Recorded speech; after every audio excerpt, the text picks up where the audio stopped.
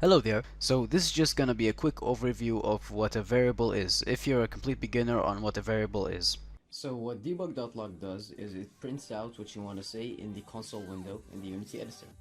So for example, if I create a string variable called hello and assign it as text called hello world, and type in debug.log hello without the two quotation marks, the engine will check to see if there is a string variable called hello and type there what is stored inside of it, which is in our case hello world.